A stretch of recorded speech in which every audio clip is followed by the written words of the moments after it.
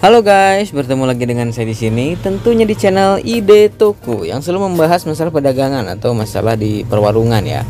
Oke, pada kesempatan kali ini saya akan bercerita ya, berapa sih keuntungan dari warung atau toko sembako ini. Sebenarnya toko sembako itu tidak mengambil untung yang besar ya.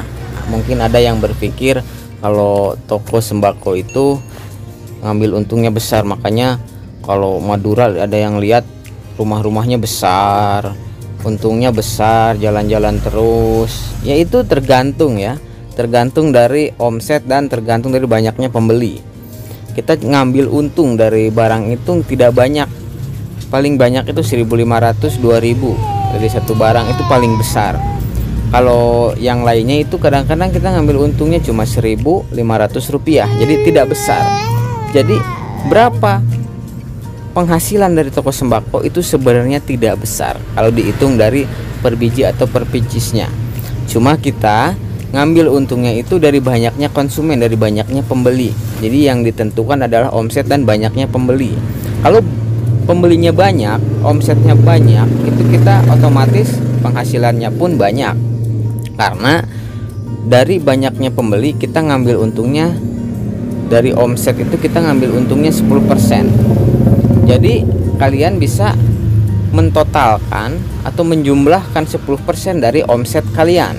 Misalnya omsetnya 1 juta, berarti 10%-nya dari 1 juta itu adalah 100.000. Berarti kita bisa menyimpan uang 100.000 seperti itu. Kalau omsetnya 3 juta, berarti kalian bisa mengambil untungnya itu 300.000. Nah seperti itu. Terus bagaimana cara untuk menabung, terus bagaimana cara untuk memisahkan uang warung dan uang kebutuhan sehari-hari. Nah begini ya, untuk kebutuhan sehari-hari bagi yang pemula itu lebih baik kalian jangan menggunakan uang dari laci atau dari warung, karena itu tidak akan mencukupi untuk kebutuhan sehari-hari Anda. Itu akan membuat toko Anda semakin kecil, semakin habis barangnya. Usahakan untuk warung pemula itu ngambil kebutuhan sehari-hari itu dari penghasilan yang lain. Jadi kalian bisa coba-coba untuk membuka usaha toko sembako dengan sampingan dulu. Jadi kalian bisa membuka di teras rumah, di rumah. Kalau untuk yang ngontrak-ngontrak itu berarti mereka sudah mempunyai mindset untuk sukses. Maksudnya begini, mindset untuk sukses itu maksudnya mereka harus bisa, toko ini harus bisa mencapai atau memenuhi target dan memenuhi kebutuhan sehari-hari mereka. Karena dari warung tersebut omset dari warung tersebut itu harus bisa menutupi margin dan kebutuhan sehari-hari. Margin itu apa? Margin itu adalah misalnya gini, pengeluaran kontrakan, pengeluaran sehari-hari, pengeluaran makan. Nah, itu adalah margin. Itu adalah margin. Jadi kalian menjual teh kotak misalnya modalnya 2.500, kalian menjualnya 3.000. Itu bukan untung ya, itu habis sama margin.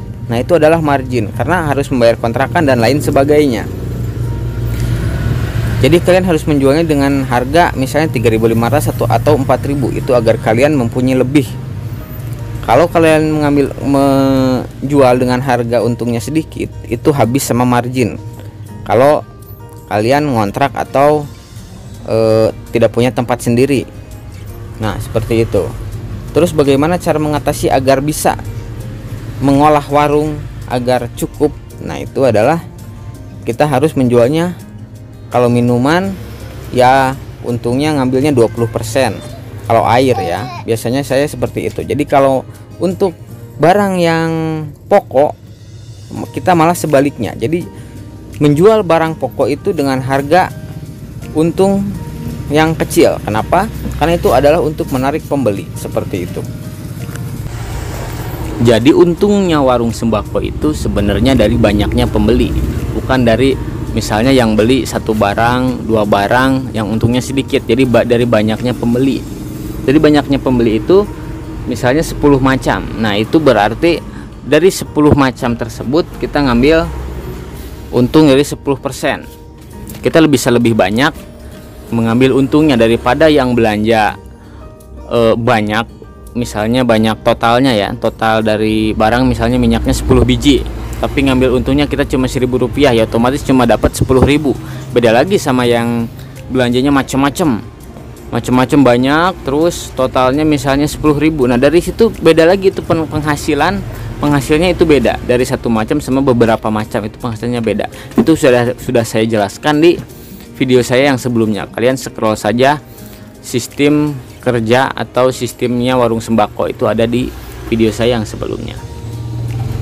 Oke, dan bagaimana cara untuk mengatur pembelanjaan? Untuk mengatur pembelanjaan, kita usahakan menyimpan dulu uang sebelum berbelanja.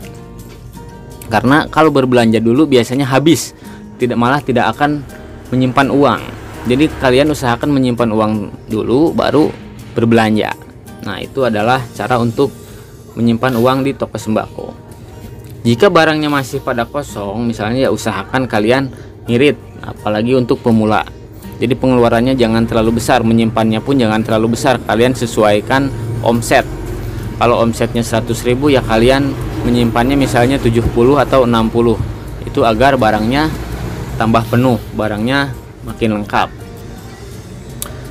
Oke, mungkin jika ada yang ditanyakan untuk persoalan toko sembako dan warung kelontong, silahkan tulis di kolom komentar. Jangan lupa untuk klik tombol subscribe agar toko kalian semakin maju, agar kalian yang mau buka usaha toko sembako bisa semakin tahu bagaimana caranya untuk membuka toko sembako. Terima kasih sudah menonton video ini. Jangan lupa klik tombol subscribe agar tidak ketinggalan video selanjutnya. Terima kasih. Assalamualaikum warahmatullahi wabarakatuh.